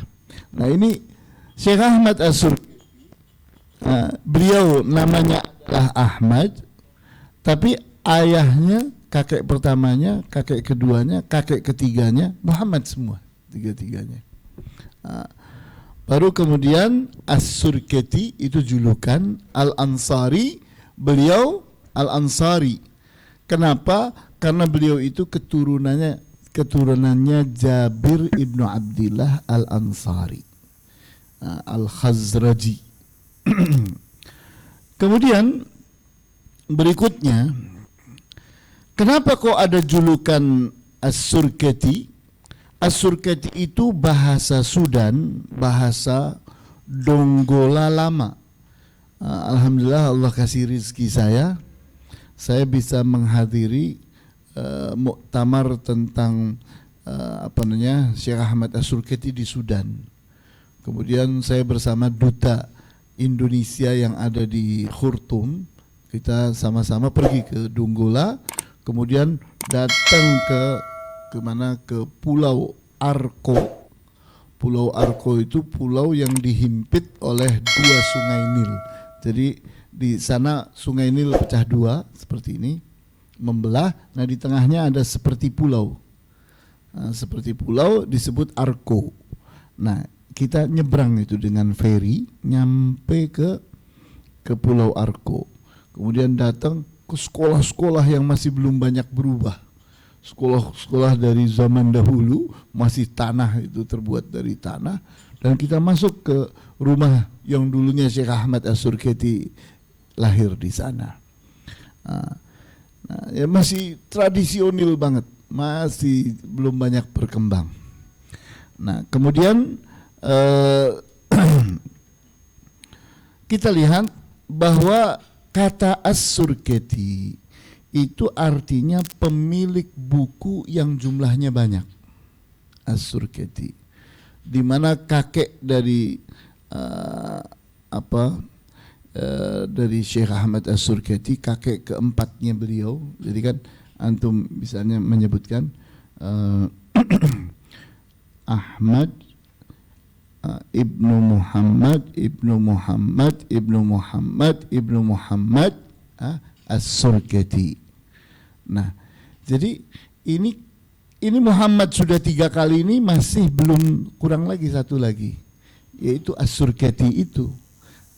Jadi ayahnya Muhammad lagi As-Surketi. Inilah yang dulu lulus dari Al-Azhar bawa buku banyak. Bawa buku yang sangat banyak, harus menyeberangi sungai, antum bayangkan.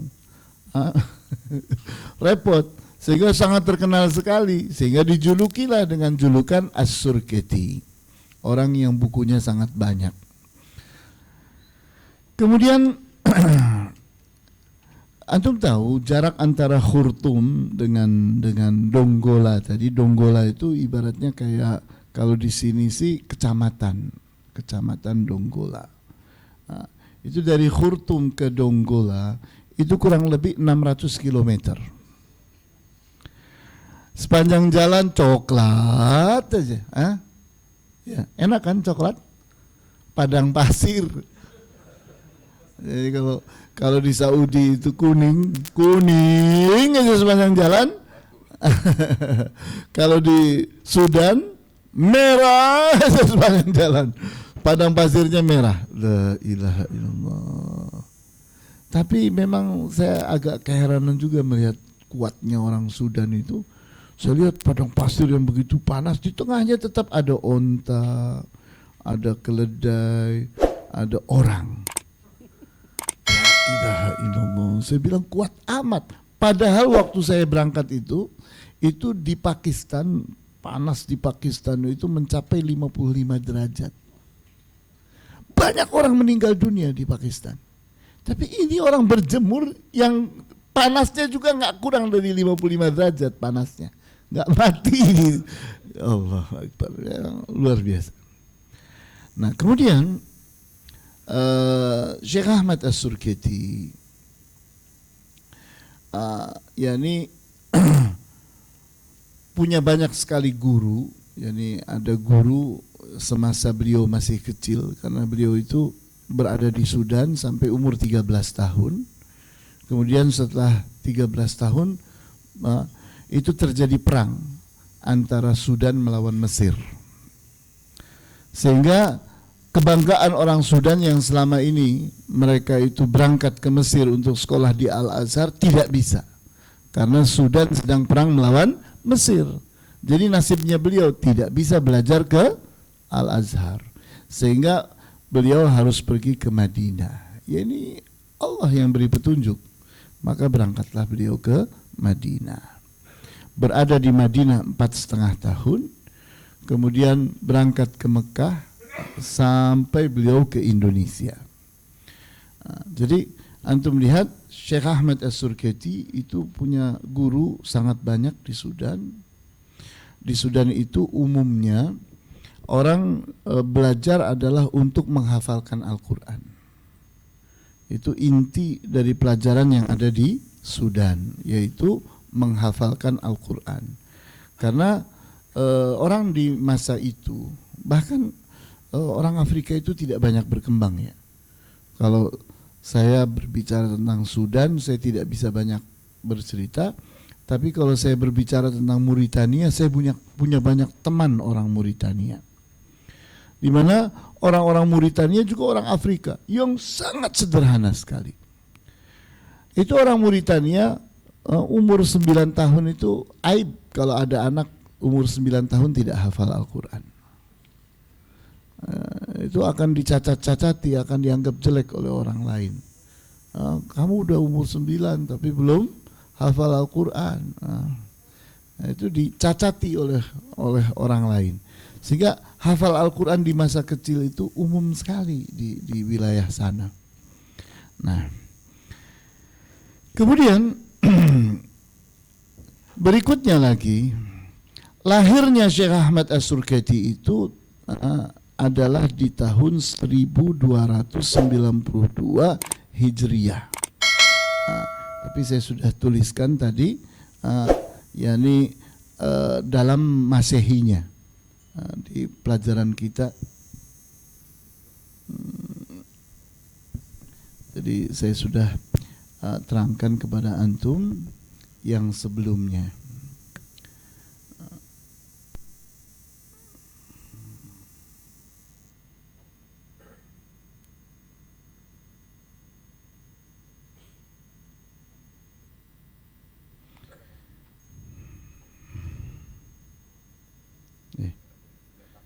Hah? Bukan lahir. Oh iya. Oh iya, ini di sini juga belum bicara soal lahir ya. Di sini Al-Ustaz Syafiq menyebutkan Syekh Ahmad lahir pada tahun 1292 Hijriah, tapi tidak menyebutkan Masehinya. Di Pulau Argo yang masuk dalam wilayah Dongola. Ya. Kemudian ini kehebatan dan kelebihannya Syekh Ahmad As-Surketi. Ini disebutkan oleh Ustaz Syafiq di halaman 67. Ahmad Surketi sering mengikuti majlis-majlis ayahnya bersama orang-orang yang jauh lebih tua. Ikut mendengarkan kajian dan diskusi-diskusi mereka sehingga ia memiliki kemampuan tersendiri dalam pandangan dan pemahamannya yang membuatnya melampaui saudara-saudara dan teman-teman sebagainya. Jadi saya lihat di sini juga ada beberapa anak yang masih kecil bisa duduk bersama orang dewasa, itu luar biasa. Itu adalah bangunan kedewasaan. Sehingga kita itu jangan suka mengusir anak kecil yang ingin duduk bersama kita, karena itu bagian dari bagaimana kita mendewasakan mereka. Kemudian bicara tentang wafatnya Syekh Ahmad As-Surketi, beliau wafat di rumahnya di Jakarta. Rumah beliau di Jakarta, jadi sampai wafat rumah beliau itu di Jakarta. Hari Kamis 16 Ramadan 1362 Hijriah yang bertepatan dengan 16 September 1943 Masehi, dan dimakamkan di Tanah Abang, Jakarta. Syekh tidak dikaruniai seorang anak pun, jadi tidak punya anak. Jadi kalaupun banyak itu adalah keponakan. Jadi beliau punya keponakan, punya anak keponakan, ini cucu dari keponakan. Iya. Di antara cucu beliau yang sangat terkenal di Sudan, itu namanya Syekh Abu Bakar Khalifah. Beliau ahli tentang ta'limul lughal arabiyyah li natiqina bi ghairiha. ahli tentang pengajaran bahasa Arab untuk orang yang bukan orang Arab di Sudan. Nah, tapi berita terakhir beliau sudah meninggal dunia. Itu cucu keponakannya Syekh Ahmad As-Surketi. Dan orang Sudan sangat bangga dengan Syekh Ahmad As-Surketi. Sangat bangga. Sehingga dianggap bahwa beliaulah yang berjasa meninggikan Sudan. Antum bayangkan, Soekarno itu sangat hormat kepada Syekh Ahmad As-Surketi, sehingga masukan-masukan dari Syekh Ahmad As-Surketi diterima.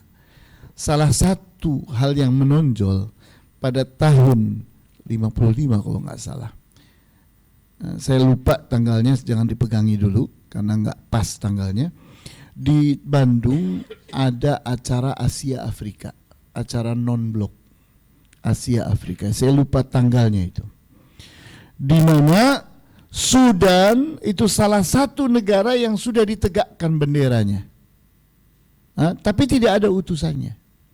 Kenapa? Karena Soekarno waktu itu menghormati Syekh Ahmad As-Surketi, padahal Sudan tidak mengirim utusan pada saat itu.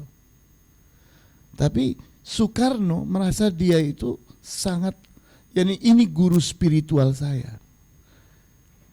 Sehingga pada saat beliau wafat, itu marah beliau tidak diberi kesempatan untuk berbicara. Maka orang dihentikan oleh para ajudannya Soekarno dan diberi kesempatan Soekarno berbicara untuk mengungkapkan ungkapan kesedihan, ungkapan duka cita atas wafatnya As-Surketi. Jadi ini As-Surketi di mata Soekarno. Kemudian diterangkan di sini di halaman 68, di Madinah Al-Munawwarah, itu tempat beliau berkunjung dan berada di sana kurang lebih 4,5 tahun. Jadi di Madinah 4,5 tahun. Kemudian di sini disebutkan oleh Al-Ustadz Syafiq, guru-guru beliau yang di Sudan, apa yang beliau pelajari di antaranya, beliau belajar hadis, fikih, tafsir, sarf, nahwu, dan ilmu-ilmu lain yang berhasil dikuasainya dengan baik. Guru pertamanya di Sudan adalah ayahnya sendiri, Syekh Muhammad ibnu Muhammad As-Surketi Al-Azhari. Lalu Syekh Muhammad ibnu Ahmad ibnu Muhammad Khair, yang dikenal baik dalam mendidik dan memiliki peraturan yang ketat. Beliau merupakan imam utama di Masjid Al-Ghalid. Kemudian guru-guru beliau di Madinah Munawwarah, Syekh Falih ibnu Muhammad Al-Zahiri, Syekh Umar Hamdan, yang kedua-duanya orang Maroko. Kemudian Syekh Ahmad ibnul Haj Ali Majzub. Kemudian Syekhul Qurra Al-Allamah Syekh Al-Khiyari Al-Maghribi, dan Imam Ilmu Bahasa Sayyid Ahmad Al-Barzanji. Ini guru-guru beliau di Madinah. Guru-guru beliau di Mekah, Syekh As'ad dan Syekh Abdurrahman, putra-putra dari Syekh Kabir Ahmad Ad-Dihan. Kemudian Al-Allamah Syekh Muhammad ibnu Yusuf Al-Khayyat. Kemudian Syekh Shu'aib ibnu Musa Al-Maghribi. Adapun murid-murid beliau sebahagiannya sudah saya sebutkan tadi. Di sini oleh Ustaz Syafiq disebutkan ada 16 orang, cukup detail. Yakni di antaranya yang pertama Ustaz Muhammad Hasbi As-Siddiqi, dosen Fakultas Syariah IAIN Sunan Kalijaga Yogyakarta dan dekan Fakultas Agama Islam di Solo pada masanya. Beliau adalah penulis banyak buku yang bagus dalam bidang fikih, tafsir dan hadis dan sebagainya. Yani ada 16 orang disebutkan di sini murid-muridnya Syekh Ahmad As-Surketi.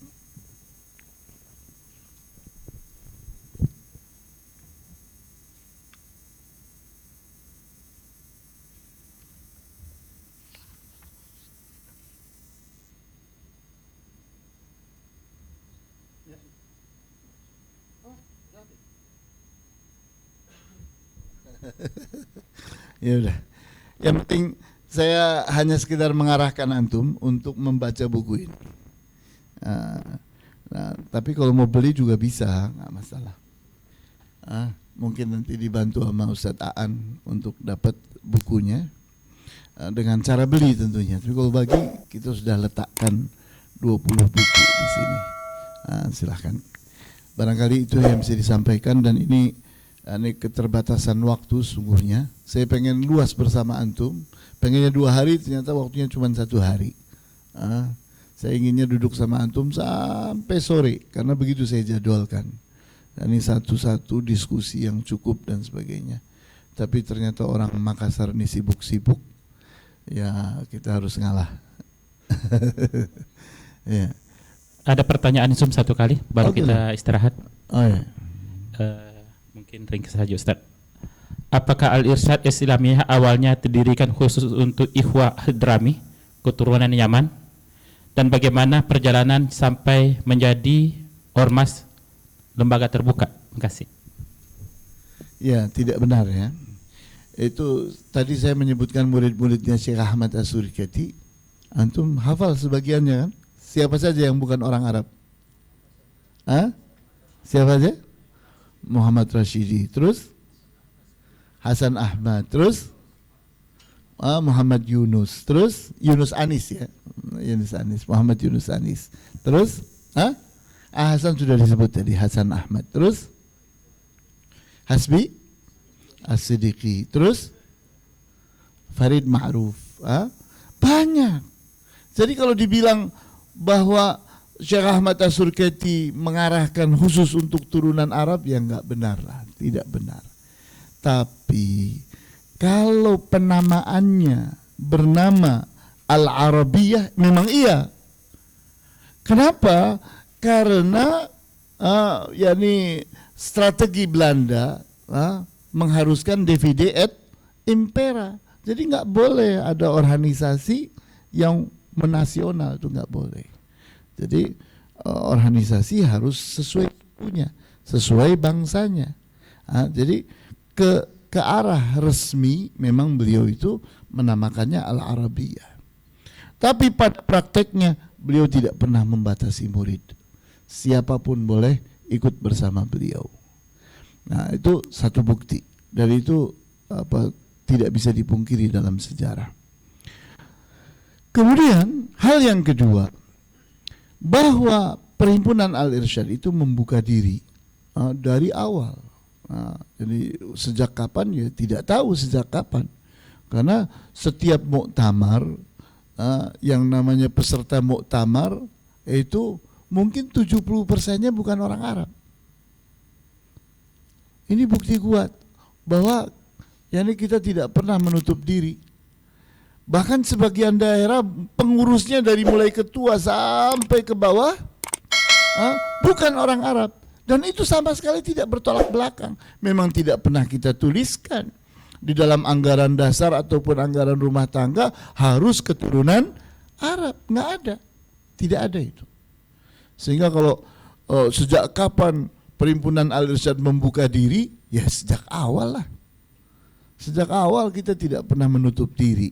Hanya saja pada saat pemilihan di tingkat pusat saya sendiri tidak mengerti. Saya tidak mengerti. Kok lagi-lagi yang kepilih turunan Arab? Itu mau ngomong apa ini, saya nggak bisa ngomong saya.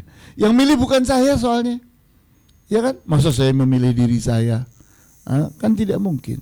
Tapi ternyata mereka memilihnya itu turunan Arab, mau diapain? Tapi pemilihannya terbuka. Pemilihannya itu adalah yakni sesuatu yang istilahnya tidak ada saling memaksa, saling mempengaruhi atau ada persaingan yang tidak sehat, apa tidak ada. Kita biasa saja, bahkan kecenderungannya di perhimpunan Al-Irsyad itu kalau bisa bukan saya yang ngurusi Al-Irsyad. Masing-masing mau menghindar, tapi apa boleh buat kalau sudah terpilih, kan begitu. Jadi kenyataannya seperti itu. Bahwa inilah perhimpunan Al-Irsyad. Kita tidak pernah membatasi diri. Kalau ternyata kemudian muncul itu hidung-hidung mancung ada di depan, ya yang salah siapa? Yang salah siapa? Yang milih yang salah, kan begitu. Nah, kemudian kalau saya sudah menghadirkan muktamar sebagai bukti, kemudian Makassar pun bukti yang lain. Memangnya antum semua ada orang Arabnya? Saya nggak ngelihat orang Arab di sini.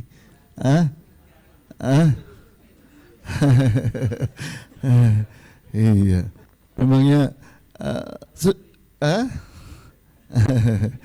jadi salah ya kalau kita itu bilang bahwa kita pernah membatasi diri. Memang tidak pernah membatasi diri. Kemudian bukti yang lain, pesantren Islam Al-Irsyad kita buka. Silakan datang, apalagi yang pusatnya.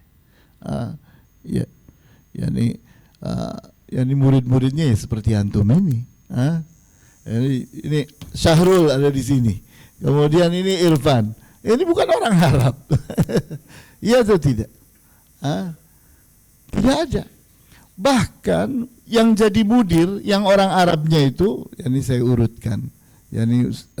Pertama, nomor 1 Sulhan Mahmud. Itu bukan orang Arab. Itu mudir yang pertama. Mudir yang kedua ya Ja'far Umar Talib. Mudir yang ketiga saya pribadi. Kemudian yang keempat adalah Ustadz Nizar, iya orang Arab. Tapi berikutnya Ali Syaman, Ali Wartono namanya. Kemudian Nafi' Zainuddin, namanya Bangun Sarwo Aji. Kemudian berikutnya lagi siapa? Suharlan, Umair Suharlan. Kemudian sekarang ini sebelum Umair dong, Muhammad Qasim Muhajir, Umair Suharlan. Sekarang Ujang, Pramudi Harto. Antum lihat, bukan orang Arab. Ya, sekarang saya ini lagi ngerayu siapa antum biar tahu, supaya jadi ketua umum. Ustadz Muhammad Arifin Badri, Arab. Dari mana Arab? Dari Beringin, desa di Salatiga. Jadi ini lagi saya rayu-rayu, mudah-mudahan berhasil. Barangkali antum bisa bantu, supaya ya ini kita mau buktikan tidak ada itu usaha untuk mengatakan bahwa Al-Irsyad itu organisasinya orang Arab. Ya kalau zaman Belanda mungkin omongan itu bisa dibenarkan karena memang ada kata-kata Al-Arabiyah dalam namanya. Tapi kan itu tuntutan penjajahan Belanda, nggak akan keluar tuh izinnya. Kalau ternyata nasionalis atau untuk semua orang di Indonesia nggak bisa itu. Harus blok-blok tadi. Masing-masing dengan sukunya, dengan bangsanya dan seterusnya. Ya, cukup ya. Cukup Ustaz Firdaus? Cukup. Kita tutup. Ya, baik. Kita tutup. Walhamdulillahirabbil alamin. Wa sallallahu ala asyrafil anbiya'i wal mursalin wa ala alihi wa ashabihi ajma'in. Subhanakallahumma wa bihamdika asyhadu an la ilaha illa anta astaghfiruka wa atubu ilaik. Wassalamualaikum warahmatullahi wabarakatuh. Waalaikumsalam warahmatullahi wabarakatuh. Syukran Ustaz. Dan waktu sholat telah masuk kepada ikhwah, kita istirahat dan isoma. Selanjutnya kita akan masuk ke acara sesi berikutnya. Jadi bukan tutup berarti selesai, masih ada acara selanjutnya. Masih ada 3 materi mungkin insyaallah. Mari kita sholat. Tempat wudhu ada di musholla di sebelah belok kanan ujung, dan ada juga di Westapel. Ya. Sholat dulu baru isomah. Iya, sini mungkin bagus. Ya kita sholat di sini aja mungkin ya, lebih luas. Karena musholla mungkin 3 kali ngantri. Oh iya, ada karpet disediakan.